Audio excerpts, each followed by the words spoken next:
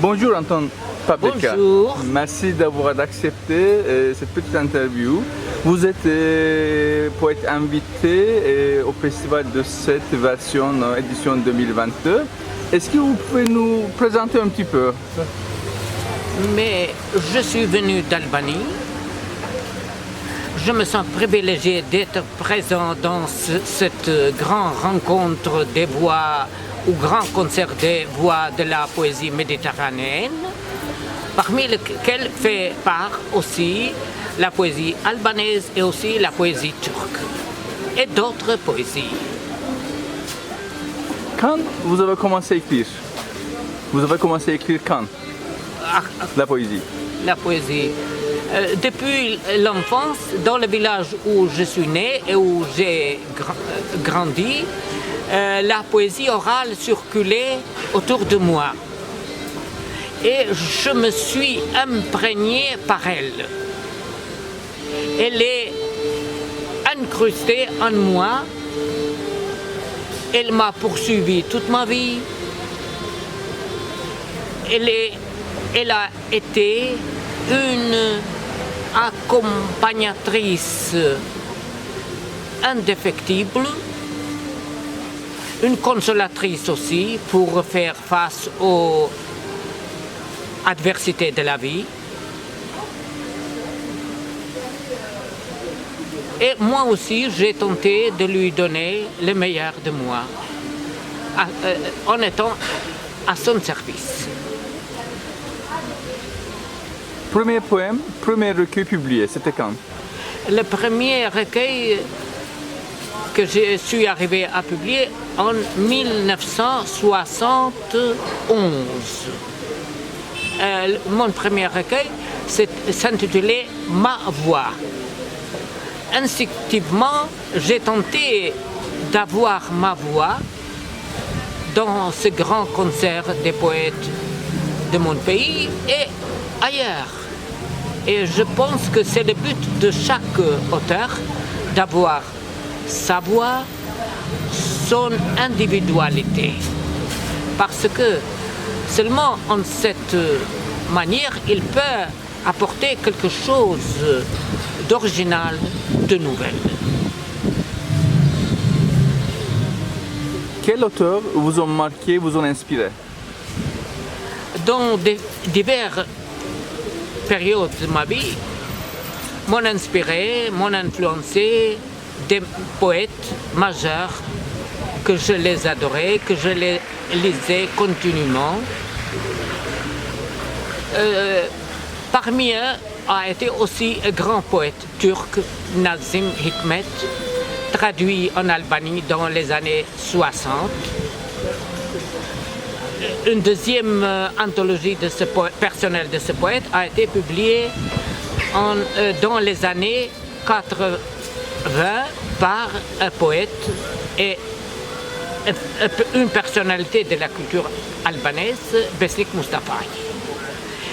Dans les années 80 a été publiée une grande anthologie de la poésie turque du XXe siècle, où il y avait des poètes avec des poèmes très beaux, avec des grands messages, mais aussi avec des profondes émotions. Et comment vous écrivez et construisez, créez votre poésie? Est-ce que vous avez une approche poétique? Isabelle Allende, une autrice que vous le connaissez, a dit: le poème te tombe sur la tête comme une pomme quand vous marchez sous un pommier. Il faut rester aux aguets de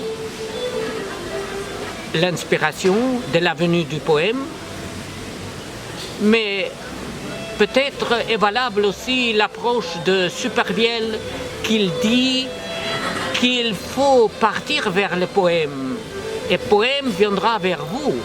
Vous se rencontrez à mi-chemin. Cela veut dire qu'il faut attendre l'inspiration, mais il faut aussi travailler faire les préparatifs pour que cette inspiration vienne chez vous. Qu'est-ce que vous pensez de la poésie actuelle albanaise? Mais la poésie actuelle albanaise, comme toutes les poésies de tous les pays, connaît ses difficultés. Il y a de différents courants. Mais à vrai dire, l'intérêt pour la poésie est limité. Après la période du socialisme stalinien, l'intérêt général pour la culture a diminué parce que les gens ne pensent qu'à un enrichissement rapide. Pour eux, les valeurs culturelles, y compris les valeurs poétiques, ne sont pas essentielles. Dans l'Albanie s'est installé un capitalisme ultralibéral. Et la culture souffre de cet environnement, non pas hostile, mais aussi il n'est pas amical, ni favorable. La poésie turque en Albanie, est-ce qu'il y a une place? Ou les relations entre la poésie albanaise et la poésie turque? Est-ce qu'il y a une relation? Mais les relations entre la poésie albanaise et la poésie turque, ou les deux cultures, sont très anciennes. Notre poète national, Naim Frashli, a vécu à Istanbul toute sa vie. Il a écrit des poèmes, des très beaux poèmes. Il a été imprégné, influencé par la poésie turque, par la poésie persane, par la poésie arabe. Et cela a enrichi aussi sa poésie et la poésie albanaise en général. Mais chez nous est connu Yunus Emre et d'autres poètes. Mais aussi, je veux ajouter que le hymne national turc est écrit par un poète d'origine albanaise. L'hymne national. Mehmet Akif Ersoy. Oui. Il est né à Kosovo. Et Yahya Kemal? Peut-être. Yahya Kemal, comme on dit, est le grand poète turc qui était d'origine albanaise aussi. Oui. Quoi. Mais en Albanie n'est pas connue seulement la poésie, mais aussi la prose. Oui. À travers les chefs-d'œuvre des grands écrivains turcs, de Yaşar Kemal, et aussi de Orhan Pamuk. Je crois que presque toutes les œuvres publiées de Orhan Pamuk sont traduites en Albanie. Vous connaissez plusieurs langues, je crois, n'est-ce pas? Albanais, russe? Non, malheureusement non. Vous parlez turc? Comprenez? Non. La vie ne suffit pas pour apprendre toutes les langues. L'école ne nous a pas favorisés dans cette direction parce que les liens avec l'étranger étaient limités ou presque nuls. J'ai tenté d'apprendre une langue véhiculaire pour s'approcher des valeurs de la poésie européenne et mondiale. La traduction. Qu'est-ce que vous pensez de la traduction? La traduction poétique particulière. La traduction de la poésie est une tradition très ancienne. Même, je crois, le plus vieille épopée de l'humanité, Gilgamesh, a été écrit en sumérien, une langue indo-européenne, et a été traduit en akkadien, une langue non indo-européenne. avec cela, je veux dire que la traduction, c'est une nécessité, une tradition très ancienne. Même les grands poètes de tous les temps, Homère, a été influencé par les vieilles traditions et on dit que l'hexamètre utilisé par lui n'est pas indo-européen, aussi n'est pas grec ou hellénique. Il a emprunté de cette tradition peut-être de Proche-Orient ou du Moyen-Orient. Mais traduction, il y a deux types de traduction, deux types principaux. La traduction méticulaire, mot à mot, littérale, qui sacrifie l'âme de la poésie pour rester fidèle au mot, au matériel linguistique. Moi, je suis adepte de ceux qui pensent qu'il faut, premièrement, respecter, sauver l'âme de la poésie. Pour argumenter cette conviction, je peux citer un philosophe suédois, Esaias Tegnér, qui dit « Les belles traductions sont comme les belles femmes, ils ne sont pas toujours fidèles. » S'il est nécessaire, il faut sacrifier la fidélité littérale pour sauver l'âme de la poésie. Et votre femme aussi est poète, Ferida Paprika. Oui, Et Mahmoudaï. comment- Son nom de jeunesse était Mahmoudaï. Mahmoutaï. Alors, c'est comme on dit, une vie de deux poètes, comment ça se passe? Est-ce que c'est comme on dit inspirant? Est-ce que... Mais chacun a son individualité, sa voix. Il ne faut pas intervenir, comme disent les vieux latins, gustibus et coloribus non discutant. Les préférences des couleurs et des goûts sont indiscutables. Chacun a sa voix. Est-ce que la poésie est une besoin, une nécessité pour les gens, pour les autres? Mais peut-être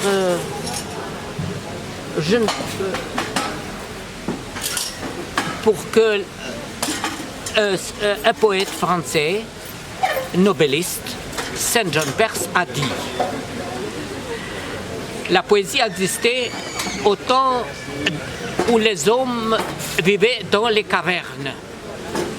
Elle existera même à l'époque d'Atome, elle existera toujours.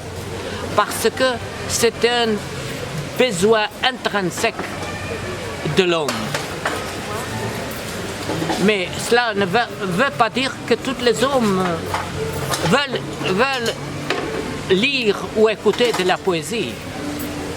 Mais je crois que la poésie est indispensable pour la société humaine, pour l'humaniser, pour lui donner une dimension plus vaste, plus profonde. Qu'est-ce que vous pensez du festival de poésie de Sète? Le festival de la poésie de Sète, c'est une grande rencontre qui aide à la fois pour connaître les valeurs des poésies de divers pays, mais aussi aide les poètes de connaître de nouvelles expériences poétiques, de se situer mieux, de savoir où ils se trouvent, de chercher de nouveaux espace poétique et d'avancer pour enrichir leur poésie au profit de leur poésie nationale, de leur culture, des pays d'où ils viennent. Merci beaucoup. Les philosophes disent que nous vivons l'instant présent, mais cet instant présent fait partie de l'éternité.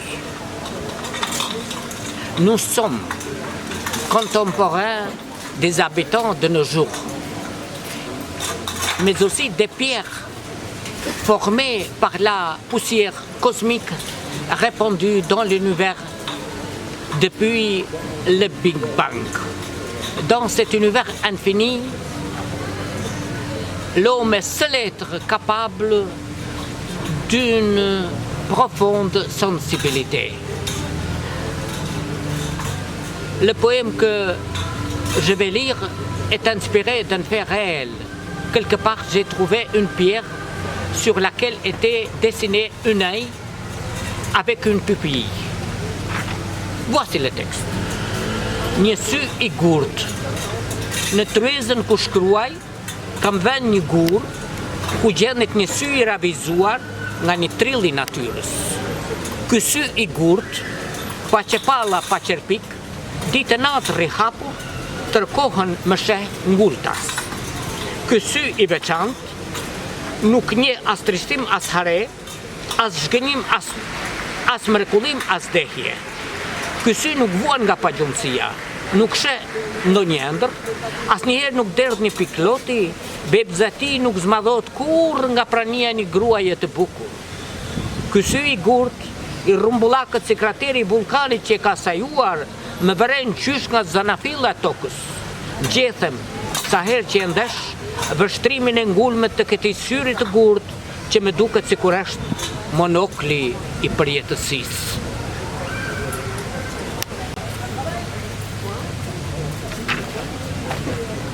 Maintenant, la version française.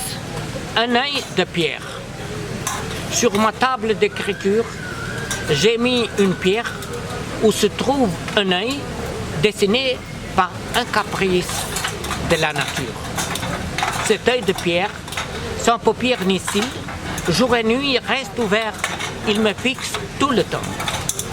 Cet œil exceptionnel ne connaît ni tristesse ni joie, ni déception, ni émerveillement, ni ivresse. Cet œil ne souffre pas d'insomnie, il ne fait aucun rêve, jamais il ne verse une larme, sa pupille ne se dilate jamais par la présence d'une jolie femme. Cet œil de pierre ronde comme le cratère du volcan qu'il a mis au monde, me toise depuis les origines de la terre. Je frissonne au contact du regard fixe et froid de cet œil de pierre qui me semble être le monocle de l'éternité. La sensibilité que je viens d'évoquer tout à l'heure nous pousse, nous tous, d'être solidaires avec le peuple ukrainien qui est victime d'une barbarie inacceptable. Urim në kohë lufte. Gjatë luftimeve të përgjakshme në Ukrainë, një grua me zë të hollë të mallëngjyer I tha një reporterit të luftës se ajo kishte lindur në luftë me 1941, por asnjëherë nuk e kishte shkuar në mendje se mund të vdiste në luftë.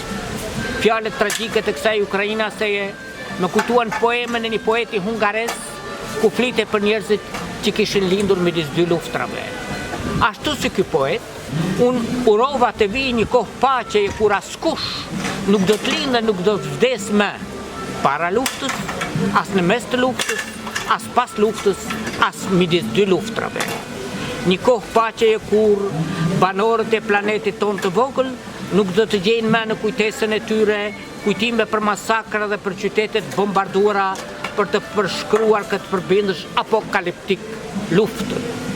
Nico termin reporter lufte, do ta ketë përpir harresa, ku në diksionerët të gjitha gjuhëve fjala luftë do të pasohet me shkurtimin e vjetër, që përdoret për diçka që nuk ekziston më.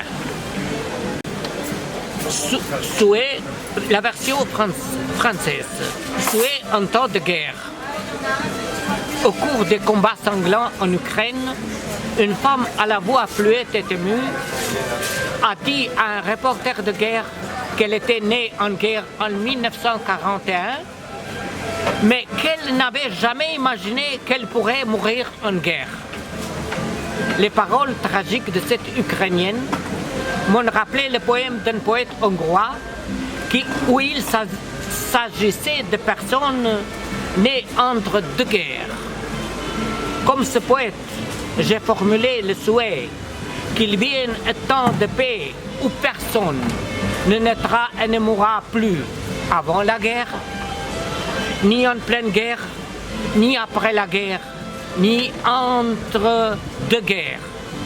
Un temps de paix où les habitants de notre petite planète ne trouveront plus dans leur mémoire des souvenirs de massacres et de villes bombardées pour décrire ce monstre apocalyptique, la guerre.